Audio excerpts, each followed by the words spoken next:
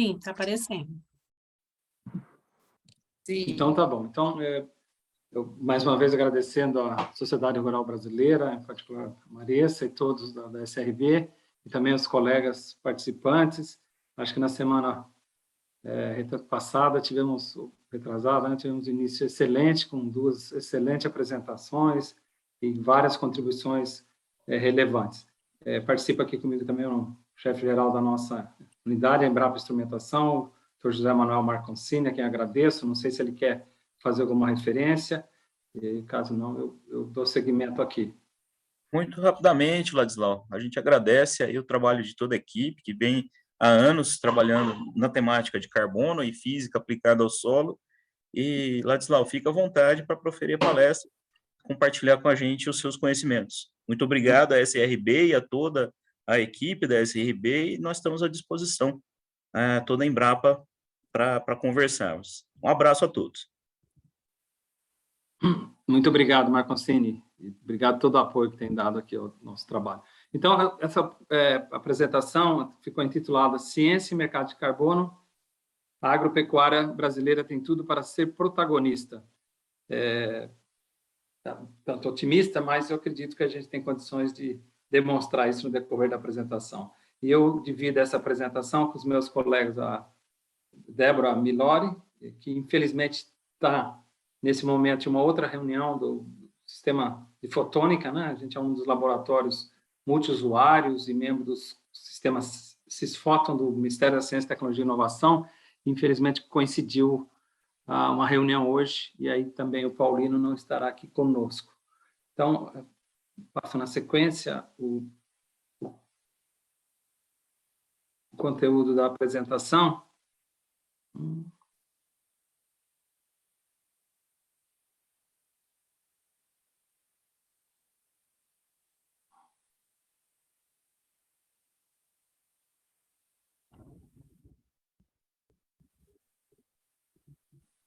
Está avançando os slides aí para vocês? Ainda não, está na capa. Não, está na capa. Eu vou tentar capturar novamente, porque deu algum problema.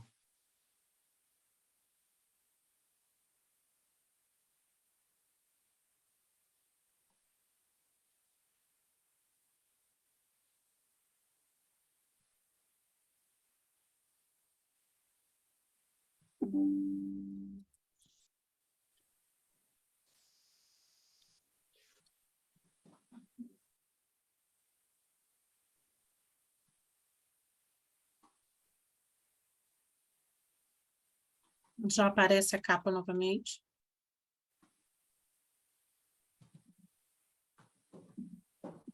Por alguma razão, ele não está seguindo. Me desculpem por enquanto.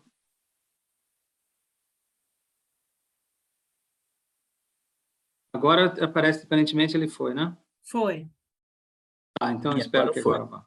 Então, o conteúdo, são vários tópicos, eu vou procurar mover rápido, e espero que a gente consiga passar por todos esses tópicos, mas são o contexto, assim, a ideia aqui do nosso diálogo, né? E eu também entendo isso como um diálogo, tem vários especialistas aqui presentes, e também a visão do mercado, dos produtores e lideranças do agro, e aí fiquem à vontade para interromper, sugerir, ou tirar dúvidas, ou mesmo divergir do que a gente está trazendo, tá certo? Então, a gente abre com a questão relevante, acho que aí aqui a gente está tratando um contexto amplo, e com a visão de instituições como a Embrapa e como a Sociedade Rural Brasileira, e falando de uma questão de mitigação de gases de efeito estufa, de agenda positiva, de sustentabilidade, mas é imprescindível a gente ter essa consciência de que, sem a gente fazer uma lição enquanto país, a gente fica numa berlinda um pouco delicada, né? O aumento do desmatamento, retornando aí para patamares preocupantes, e só como referência, no ano 2020, quando o mundo diminuiu 7% as emissões do gás, devido, logicamente, ao efeito dramático da pandemia do Covid, o Brasil, diferentemente, aumentou 9,5%. E como a gente vê as barras aqui, a gente vê a barra em amarelo, que é a relativa ao agro, que se manteve no mesmo patamar, mesmo mantendo e tendo aumento de produção e produtividade, enquanto o verde ali, que na verdade, está lidado com mudança do uso da terra e floresta, que é mais desmatamento, a gente conseguiu um aumento passando aí dos 2 bilhões de toneladas de CO2 equivalente, algo assim extremamente preocupante. Então, enquanto país, a gente tem que pensar em como manejar esse tipo de coisa, né? E quando a gente falou do carbono, acho que nas apresentações na semana passada, isso já fica claro, e como o solo é o 3º maior reservatório de carbono do planeta,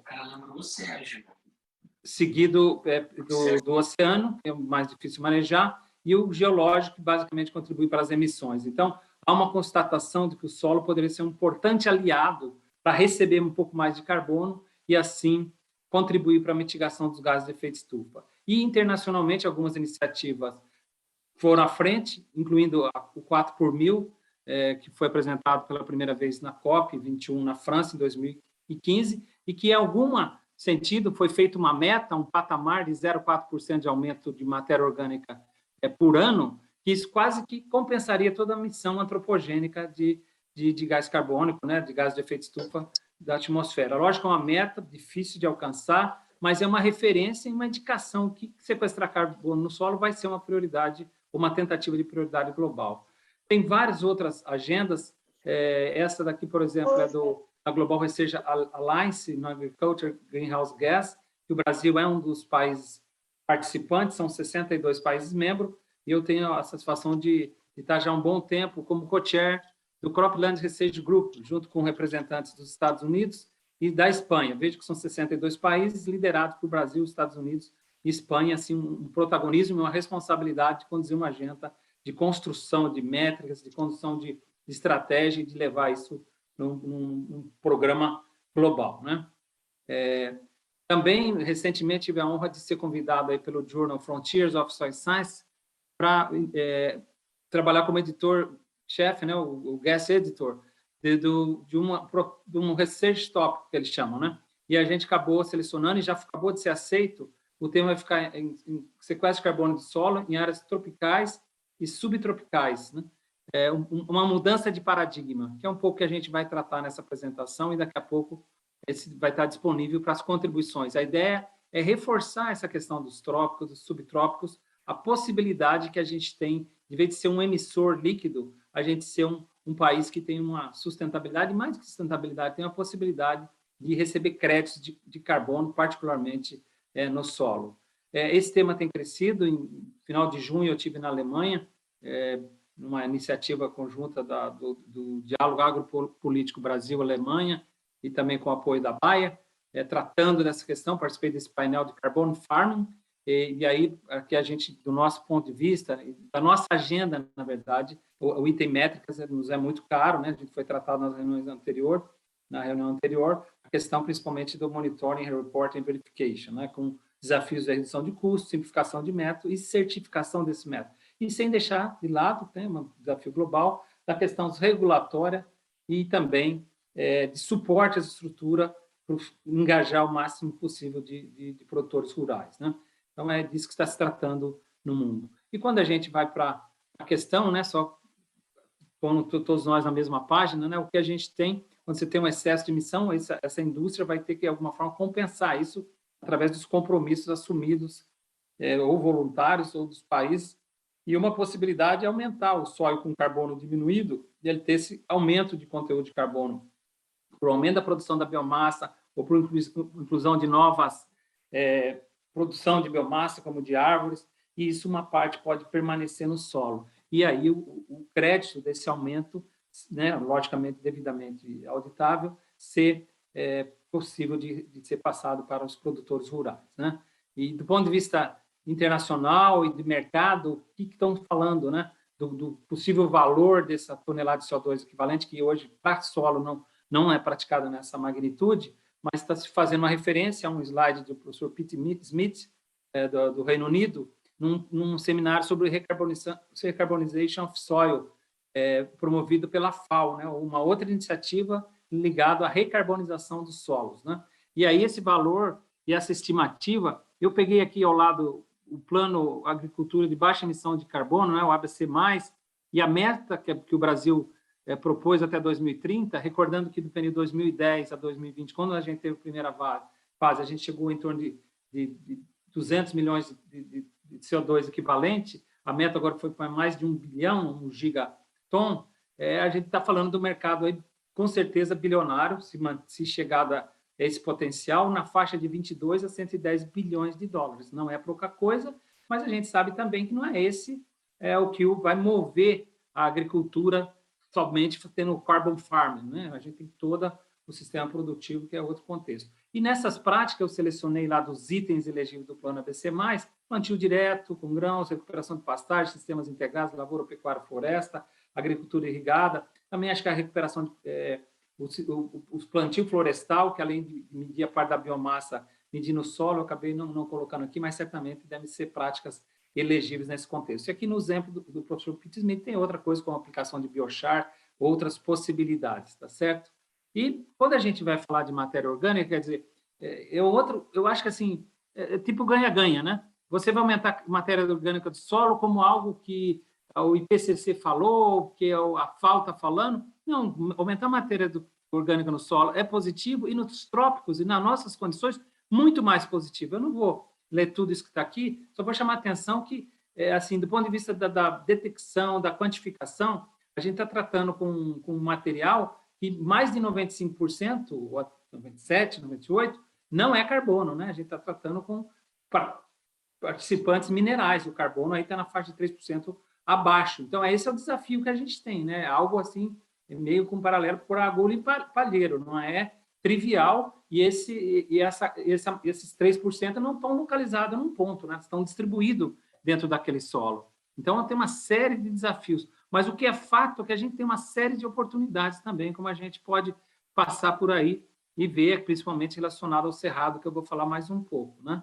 E também outro slide internacional dessa importância do carbono e da pertinência do produtor rural brasileiro, principalmente, por ênfase nessa questão do aumento do conteúdo do carbono, que é matéria orgânica. Ele é um pilar, né? Assim, é uma coisa essencial dentro do contexto, junto com a atividade microbiana, estrutura do solo, para uma série de serviços ecossistema, para produtividade, para a questão de retenção de água, e quando a gente fala em retenção de água, cada vez mais veranicos, alterações no clima, isso é crucial para você manter uma agricultura produtiva, competitiva e com sustentabilidade. Então, a gente está tratando de algo assim, bem pertinente ao produtor rural. Vamos supor, se o mercado não ficar nessa magnitude, eu investir em ter mais matéria orgânica no meu solo, perdi meu tempo, perdi meu dinheiro, perdi meu investimento? Eu acredito que não, acho que os dados e a literatura nacional e internacional demonstra isso com muita clareza. Então, a gente está tratando de uma agenda, eu entendo assim, muito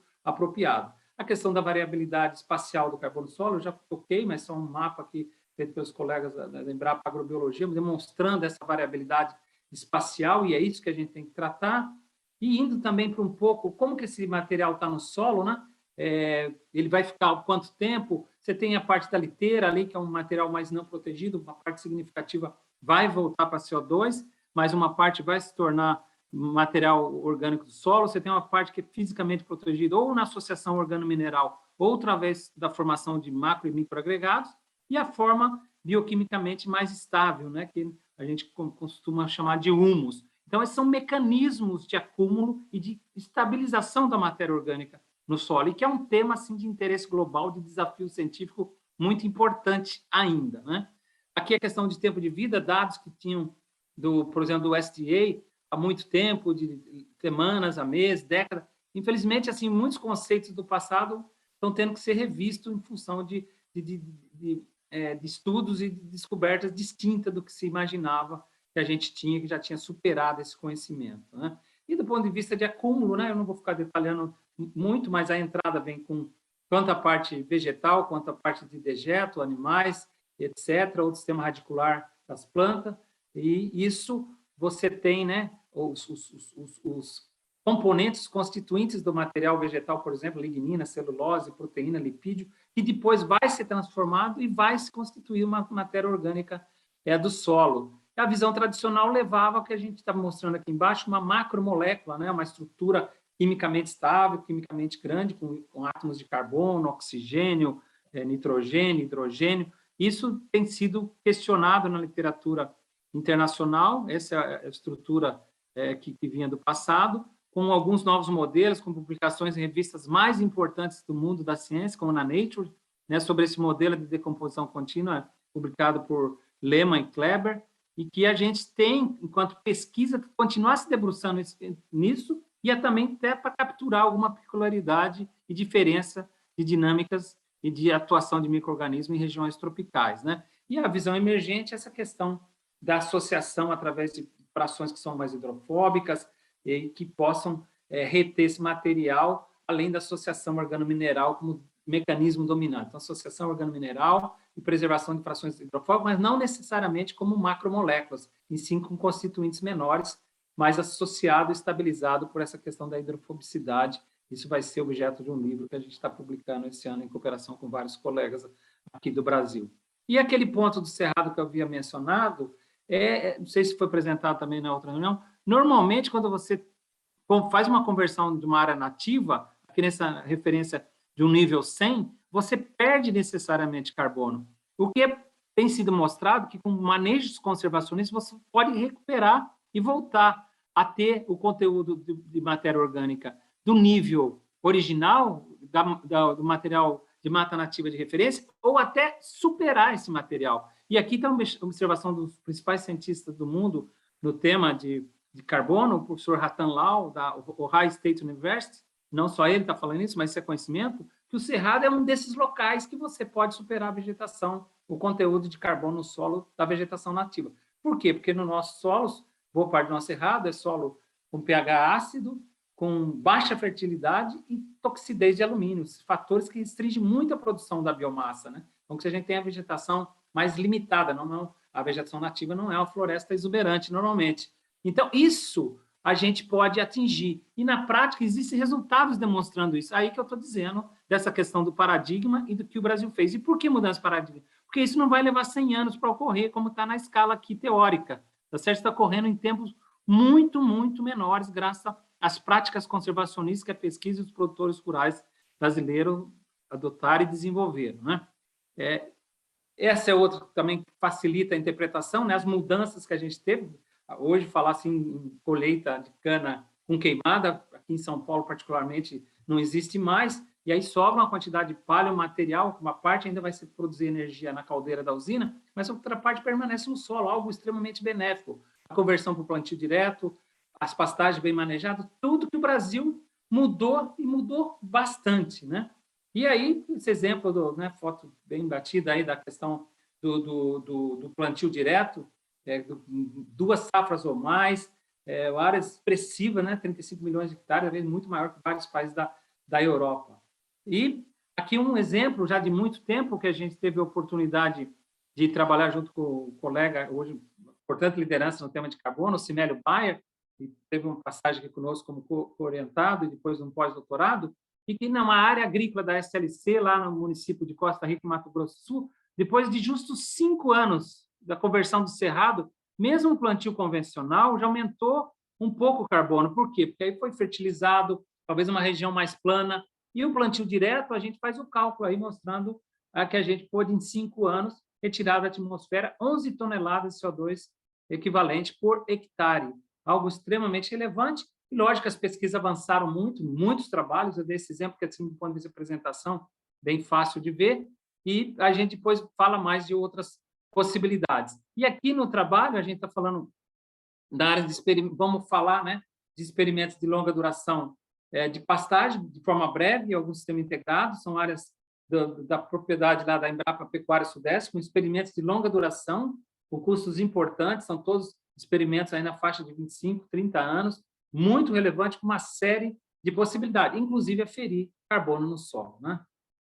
Também sistemas integrados avançando em todo o país, hoje chegando, segundo informações da rede LPF, quase 20 milhões de hectares, né? Todos conhecemos. E do ponto de vista de mapeamento de carbono no solo, os métodos, acho que o André apresentou detalhado na reunião anterior, a gente está só repassando, né, bem rapidamente.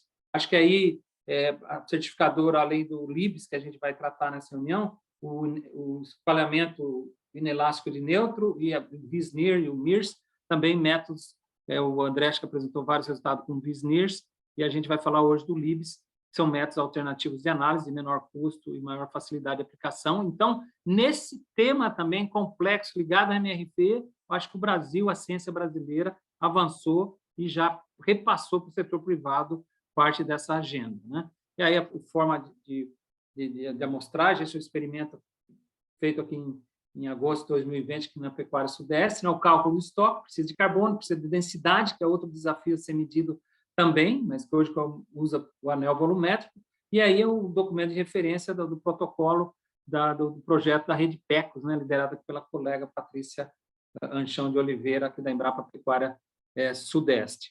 E aqui um resultado, eu não vou detalhar muito, vou chamar a atenção a 2 pontos. Primeiro, muito símbolo, tá? Me desculpem, aqui é dado de 2011 e 2020.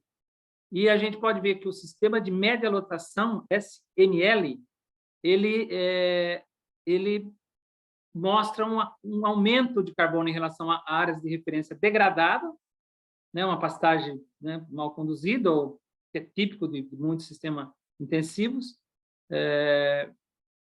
extensivo, aliás, e a área de floresta, né? Mesmo assim superando, confirmando aquela coisa que a gente explicou lá.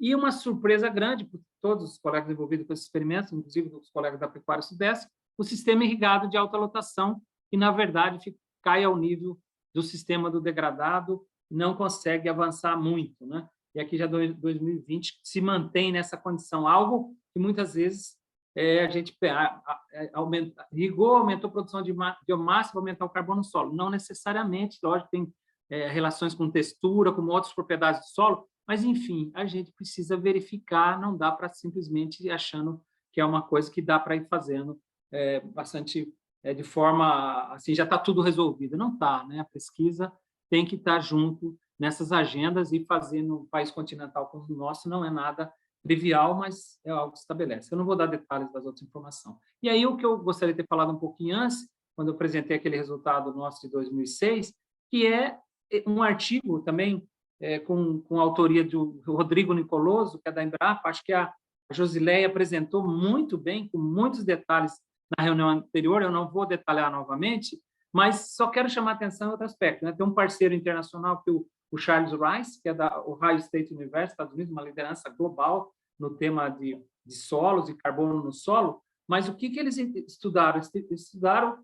Fizeram uma meta-análise, né, de 121 experimentos de campo, 19 países e 6 continentes. E eu queria adicionar tudo que a Josileia tão bem trouxe, é que o artigo explicita, né? Ela detalhou os experimentos, plantio direto com intensificação, etc.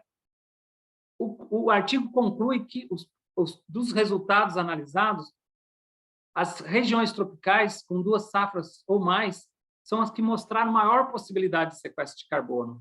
E uma possível diferencial é essa adição de biomassa o ano inteiro, né? Acima de 10 toneladas por hectare ano, que possibilita esse aumento de carbono. Então, aqui às vezes a gente tem tantos desafios simultâneos, os produtores, mais ainda, né, numa indústria a céu aberto, uma série de coisas, mercado, emprego, sustentabilidade, agendas 1000, a pesquisa também, às vezes sofrendo um bocado para ter apoio, para ter financiamento, e às vezes a gente não consegue capturar a grandeza do que a gente está fazendo, ou que a gente fez.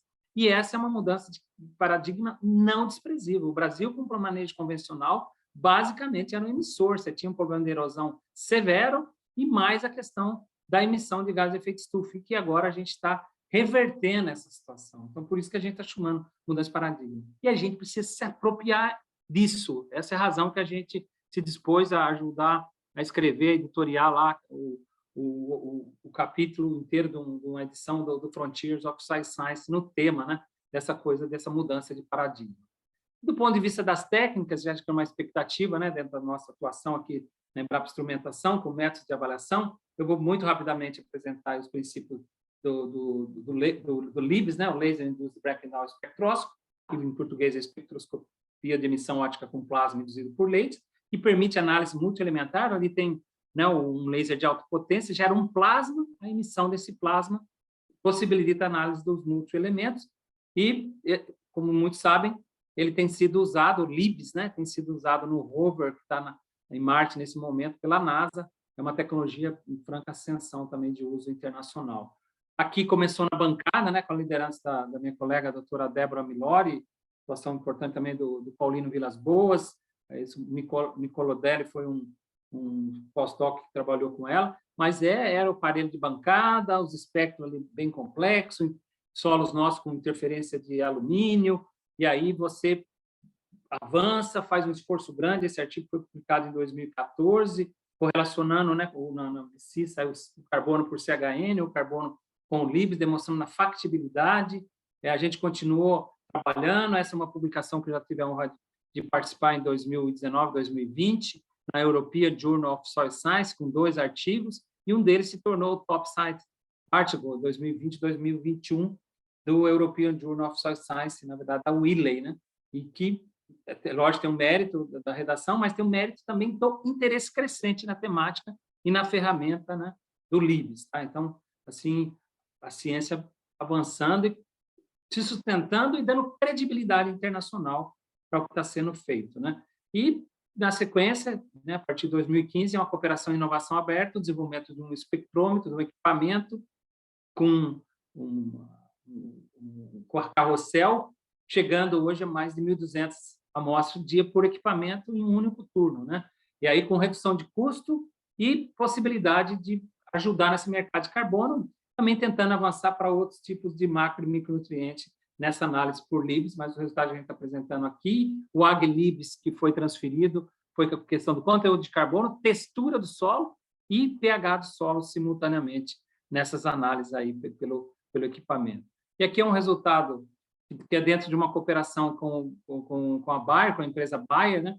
São análises em propriedades rurais privadas, que o André fez referência, os colegas do IBRA também que estiveram presentes na reunião, comentaram dessa agenda.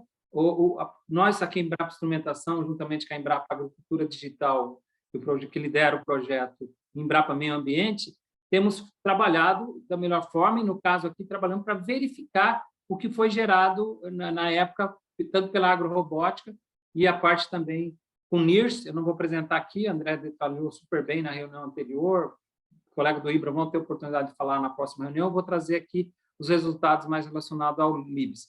Mas o que a gente fez, como assim, uma análise de cross-checks, né, pedido da Bayer, e aqui vocês reparam as fazendas, praticamente em todo o centro-sul, desde a região do Cerrado até lá no Rio Grande do Sul. A gente trabalhou com 11 fazendas, com mais de 1.000 amostras, avaliando. Isso são análises feitas no laboratório da Embrapa Instrumentação, não é análise feita na agrorobótica. A agrorobótica que analisou mais de 15.000 amostras.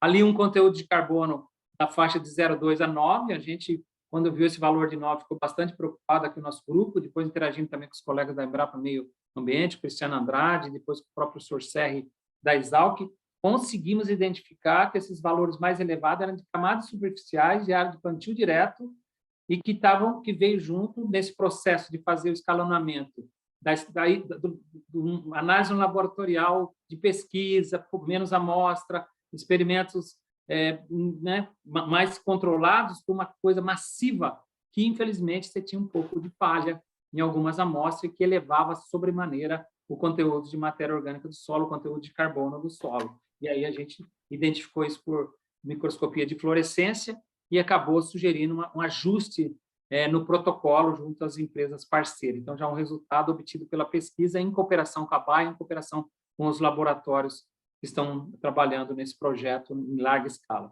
Solos com diferentes características, né, como dá para ver, mas principalmente latossolos e argissolo, o que mostra o que foi possível ser feito.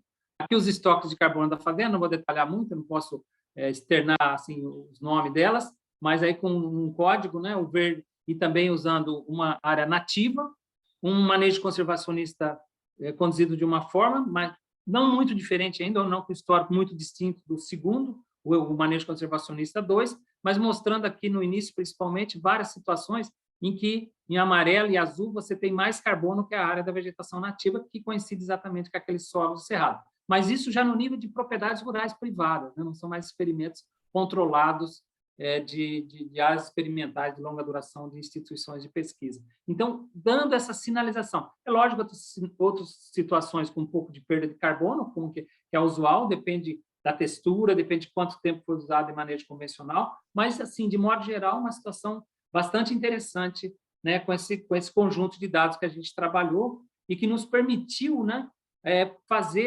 verificar como o LIBS atuou nisso, comparando com o método de referência CHN, que a gente tem equipamento também aqui na Embrapa Instrumentação, e chegando aí uma acurácia, né, uma incerteza de 0,4% nas análises, sendo que o CHN, que é o método de referência internacional, essa incerteza instrumental, porque ele é o método de referência, chegou a 0,3%. Então, assim, uma condição interessantíssima, né, e mostrando a possibilidade do uso desse tool, né, dessa ferramenta, como um método de referência. E, para nossa satisfação, como foi mencionado na reunião anterior, o LIBS foi, né, pela certificadora Verra, credenciado para certificar internacionalmente carbono no solo, lógico, usando as práticas adequadas, né? Então o site também da startup, a Agrorobótica, que tem sido uma excelente parceira aqui da Embrapa, em particular da Embrapa Instrumentação. E eu vou indo para o final, vou dar um exemplo aqui de resultados de sistemas integrados lavoura, pecuária, floresta, naqueles experimentos de longa duração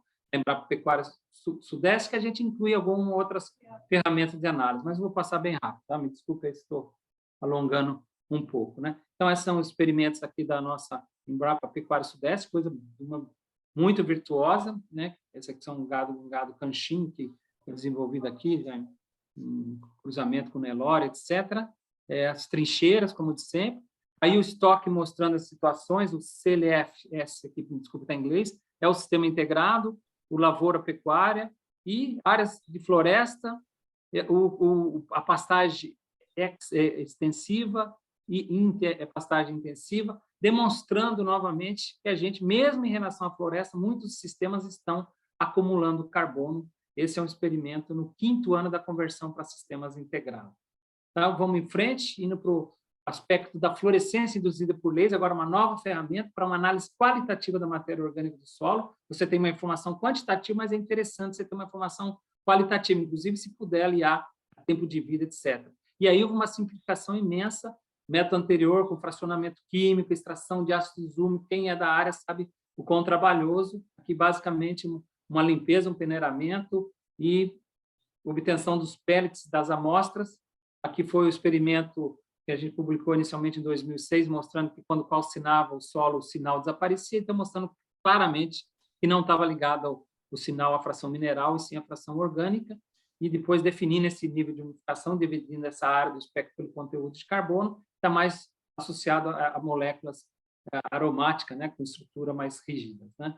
E aí o experimento-chave, mostrando que em áreas de plantio direto, o NT ali forma um gradiente, o convencional, em azul, o convencional TIL CT fica igual até 20 centímetros, que é onde há o revolvimento, e a mata nativa também, de novo, esse gradiente bem definido, mostrando que mais em profundidade você tem material quimicamente mais estável, certo? Então, dos experimentos, falei, 2011, 2016, são várias, eu não vou detalhar, mas é um experimento de uma área de 30 hectares, fantástico, ali conduzido pelos colegas da Embrapa Pecuária Sudeste, e aí um resultado que a gente está mostrando inicialmente, como ficou o grau de unificação desse material. Em vermelho é a área nativa, e em preto os sistemas integrados, demonstrando, enfim, um resultado bem surpreendente, positivamente surpreendente, mostrando que você está aumentando nas áreas do sistema integrado a unificação, e a unificação está associada com maior capacidade de troca catiônica, com propriedades de retenção de fertilizantes, de estruturação do solo, etc. Então, mesmo em relação à área nativa.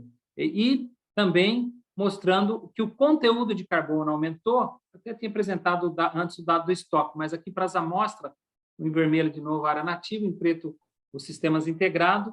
Então, você está tendo uma coisa fantástica nessa situação de ter mais carbono e material orgânico por essa análise de LIFs mais estável. Não necessariamente sempre é assim. Quando você tem um aporte, muitos resultados que a gente publicou, e análise com áreas de pastagem, com diferentes locais, em áreas de grão, geralmente, comparado ao plantio convencional, você tem, como você tem uma entrada de material mais recente, o grau de umificação cai. É interessante monitorar e saber disso. Se muda a prática de manejo, provavelmente esse material está menos estável e pode ser decomposto novamente. Mas, enfim, ferramenta das pesquisas, não necessariamente só quantificação do carbono, tentando ajudar. E isso foi um artigo aqui, autorado por uma pós-doc que estava comigo até recentemente, Amanda Tadini, e no Soil Tillage Research, que aqui está o artigo original, né, publicado agora em 2021, demonstrando esse resultado. E, finalmente, o último exemplo é dessa coisa de uso de ferramentas um pouco mais detalhada ainda. A gente tem condições, tem ferramental aqui da ressonância magnética nuclear, né, o NMR, está aqui em inglês, Nuclear Magnetic Resonance, acoplado à questão cromatográfica. Esse foi um experimento realizado nos Estados Unidos, uma parceria na Virgínia, lá nos Estados Unidos, e que a Amanda pôde conduzir, demonstrando desde os elementos, né, originais da composição das folhas, dos resíduos, como evolui para formar essa matéria orgânica umificada. E aí, para nossa alegria, também publicada numa excelente revista, Science of Total Environment, agora em 2022, certo? Então, do ponto de vista dos resultados que eu tinha, estou fechando, eu acho que vale a pena registrar que a Indico Ag, né, empresa americana sediada em Boston, nos Estados Unidos, informou agora em junho de 2022 o primeiro pagamento de crédito de carbono em solos para um consórcio de 2.000 produtores nos Estados Unidos. Não tem detalhes de como foi o método de quantificação, mas ele foi certificado pela empresa Verra, conforme consta na informação da Indico Ag, né? Até eu, o colega Barione, tivemos convite para participar agora nesses dias lá no evento anual deles em Boston.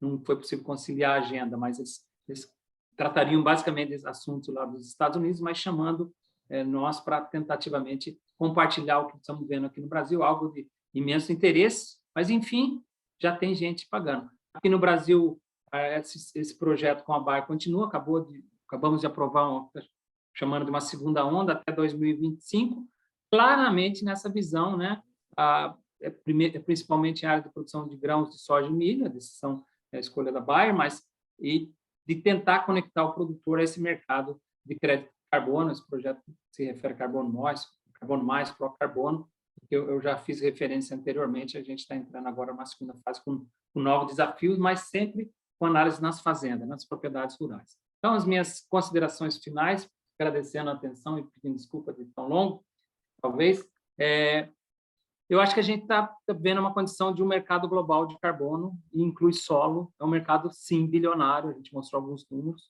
e o Brasil tem toda a condição de ser um protagonista global para Nature-Based Solutions, que é o termo que se usa, né, as soluções baseadas na natureza.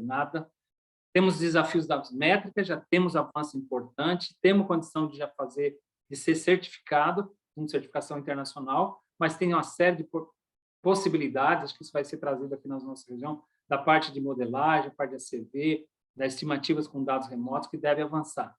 Logicamente, essa estrutura de governança do mercado de carbono, a gente falou um pouco disso, acho que a Maressa trouxe isso, alertando, olha a questão, a gente tem condição de desenvolver nossas métricas, a gente desenvolver nossas estratégias, considerando também as peculiaridades dos trópicos. Os trópicos têm peculiaridades que merecem uma atenção diferenciada? Com certeza tem, principalmente num país continental, com diferentes biomas, com uma série de coisas. E aí eu entendo cooperação governo, pesquisa, setor produtivo, como essa iniciativa que a SRB está propiciando, ela é importantíssima para a gente juntos darmos passos consistentes e com, né, credibilidade internacional para a gente avançar.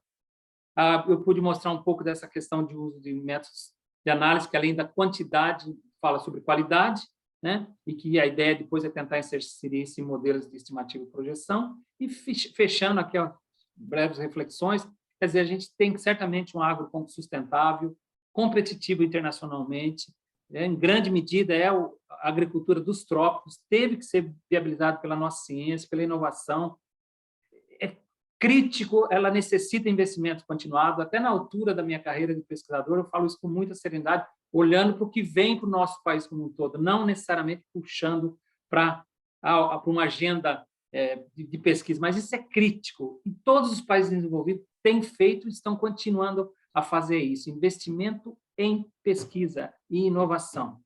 E, logicamente, nada vai acontecer se a gente não continuar tendo o empreendedorismo dos produtores rurais brasileiros, louvável, com desafios imensos de toda ordem, incluindo a questão de ser uma indústria a céu aberto. Acho que só quem é agricultor sabe bem do que a gente está falando, tá certo? Então, era isso que eu tinha. aqui uma foto breve, né? Tudo se faz, tem equipamento, tem estrutura, mas sem gente a gente não faz. É uma foto recente, um momento que estivemos junto do grupo de ótica fotônica aqui da Embrapa Instrumentação. Só uma pequena palavra aqui, um agradecimento à estrutura que acabamos de ser aprovado pelo MCTI, do Laboratório Nacional de Agrofotônica. Débora Milori é a coordenadora, eu sou o vice-coordenador, chamado LANAF, que pretende atuar em toda a cadeia produtiva, não somente em solo, em planta, mas também em agroindústria, uma série de possibilidades vindas da fotônica. E é um time com 68 membros, recebe demandas de toda a Embrapa, é um laboratório multiusuário, né, como eu disse, e também, para nossa grande honra, a gente tem um comitê estratégico, né, do LANAF, que foi definido, foi designado em portaria pela diretoria da Embrapa, e que tem, além do nosso colega, e nos honra, né, um pesquisador e o ex-presidente da Embrapa, Silvio Crestana, que preside o comitê, o Alexandre Bernett, que é pesquisador e chefe-geral da Embrapa Pecuária Sudeste, e a Tereza Vendramini, a presidente da Sociedade Rural Brasileira, como um dos membros desse comitê estratégico.